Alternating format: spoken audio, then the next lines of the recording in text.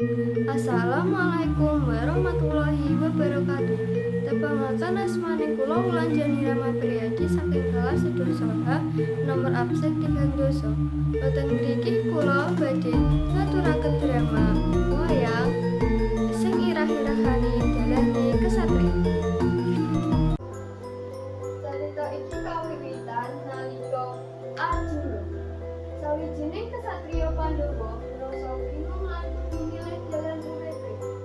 Ing tengah perang agung Bratayuda, Arjuna kaget lan nakoni dilema kang ora gampang.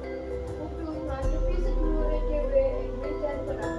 Apa kang kudu ditindakake? Apa iku bener utawa salah? Kresna minangka panutan lan penasehat Arjuna, nuntun lan ngandani Arjuna kanthi bijaksana. Kresna ngendika menawa sawijining kesatria kudu tansah nuruti janji, ora kanggo dhewe nanging kanggo pamanungsan. Mula Arjuna kudu tumindak kanthi suci lan ora nganggep asing barang, nanging moya. Arjuna lungguh ing kereta perang, dadi artine kebal kepingan. Kresna rawuh ngetokake pagunungan.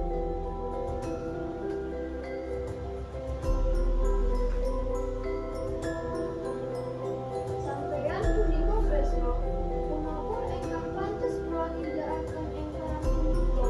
Kula kedah maju karo sedulur kula, punapa punika dalane kesatria sejati?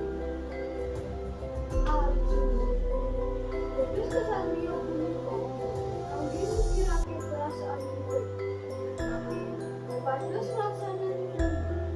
Perang punika uji, didik mangu, sehingga tindak kanthi dhuwur. Nanging kula kedah mateni seduluranipun Kresna, kados pundi kula saged nglampahi punika?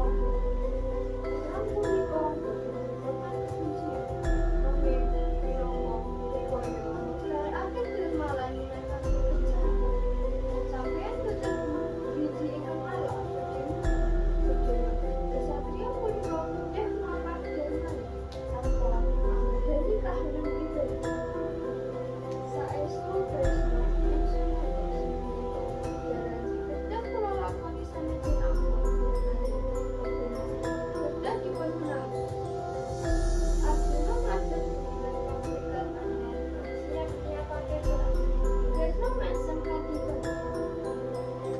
Arjuna, dalanmu punika dalan kesatria sejati.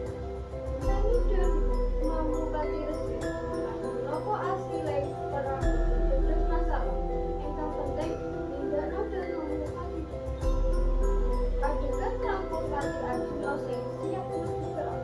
Kebak pangarep-arep lan semangat.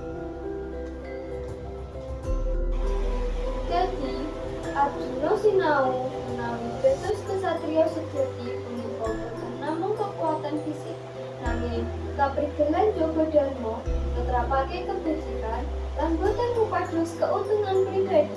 Saben kesatria kedah lawan Allah kanthi ati sing teguh lan murni.